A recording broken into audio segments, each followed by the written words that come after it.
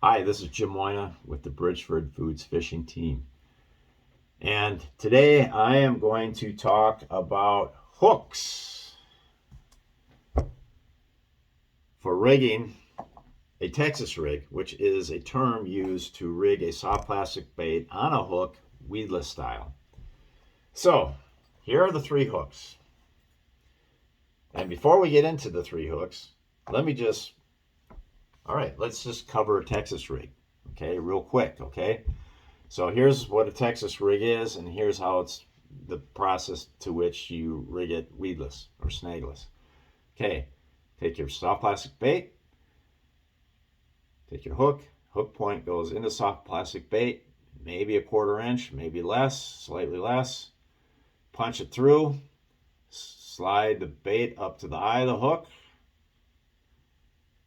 Now rotate the hook so the hook point will point towards the plastic. Now eyeball. You want to eyeball where you're going to drive the hook point through the plastic again. And it's right at the bottom of this hook bend. So eyeball that up and I punch it through. Okay, that hook points through the other side. It's exposed. It still is not weedless. So now I kind of back it straight down the hook, like towards the tail of the hook, and then slide it back up again with that hook point underneath the plastic. Okay. And now that is rigged with the hook point buried in the plastic, and you can now crawl this through weeds and brush. Okay, back to the three types. Okay, we got straight shank. Okay, the shank is straight. Offset. The shank is offset by this bend. And then we have the keeper style. Okay, now let's start with the keeper style. This is more for swimming worms. And to do it, you got a little corkscrew on there, so you just poke it into the head of the worm, rotate the worm, and now that corkscrew is buried in there. It's holding the head of the worm. This is probably the best. This system prevents the worm from sliding down the shank better than the other two. And I like to use this setup for swimming worms. Okay. The drawback to it is I feel like I don't, let's say out of 10 bites, out of those 10 fish, out of those 10 bites, I'm going to hook fewer of those 10 fish on this hook as compared to the other styles. So that's why I limit this just to swimming, and I don't use it for my other applications of just worm fishing or flipping, whatever it is you're doing with your soft plastic bait. All right, so the next style, let's go to the straight shank. Okay, make sure you got a straight shank hook with some kind of keeper, a barb of some kind. This straight shank has nothing. Do not use that Texasrigging. Use one with the straight shank on there.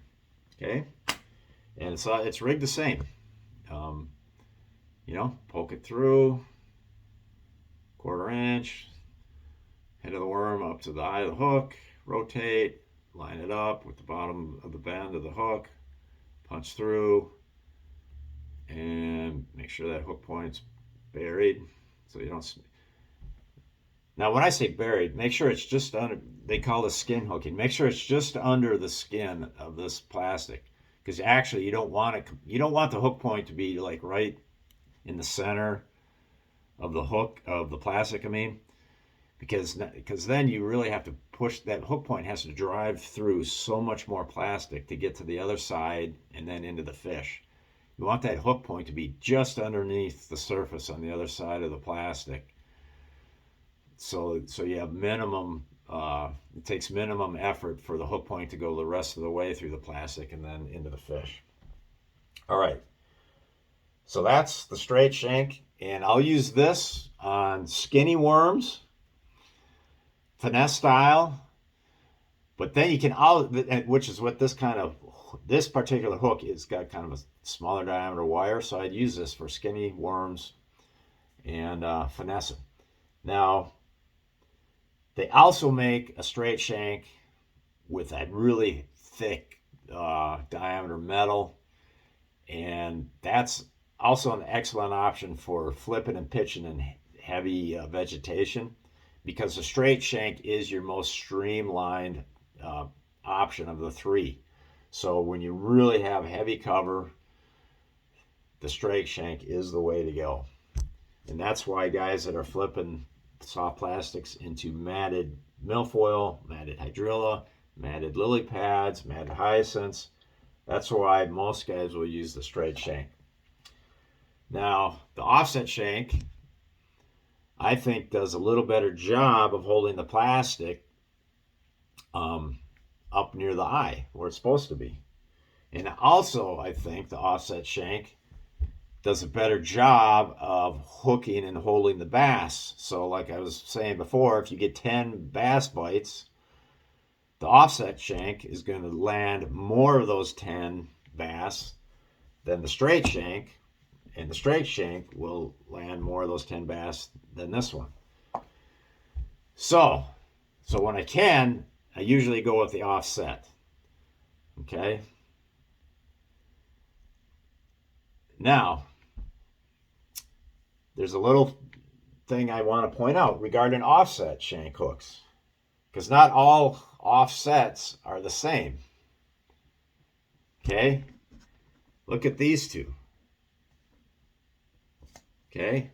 In this case, you have a sharper angle here as compared to this one. This is 90 degrees. This is less than 90, where it actually kind of tapers back towards the direction of the eye of the hook. This is going to hold the soft plastic better than this one, because you have a little dip here where the soft plastic will like to hold. And this one doesn't have a dip there. They both do, a better job than just regular straight shank, but this is preferred. Okay, let me just show you what happens if you use the less preferred one. Okay, let's read it real quick.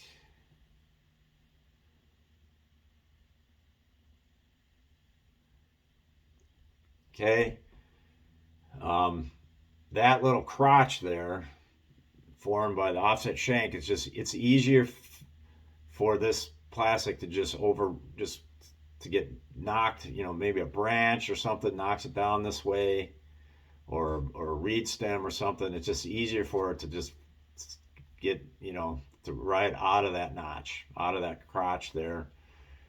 And then then it can end up all the way down here like this, and you are no longer snagless. Okay. Whereas the other one, it's just takes a little bit more effort.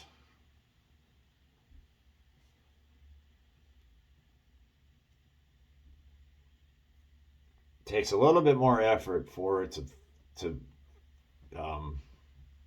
be bumped or moved out of that crotch there. So, but it can still happen, especially as you use your worm more and more. It still does happen. So there's that. And then one other thing to point out, as long as I have two different worm hooks like this, this is a wide gap, this is a regular gap. Okay, regular gaps, again, skinny worms. All right, that there is a skinny worm. Okay, when you use a straight shank, they put a wider gap on, or when you use a straight shank for the heavy flipping applications, they put a wider gap on the hook. Wider gaps are better for thicker plastics. Okay, so, and the wider gaps are always, you always have this exaggerated belly to the hook here. That's what they mean by a wider gap. Okay, these aren't this, this is like a 4/0 and this is like a 2/0, so the gaps are going to be different anyways, but you can just see the belly, you know, one has a belly, one doesn't. So you want that wide gap for your thick plastics, your tubes, your big creatures, and so on. So anyways, let's just wrap this up. That's about all I got to say for this. And good luck fishing. Over.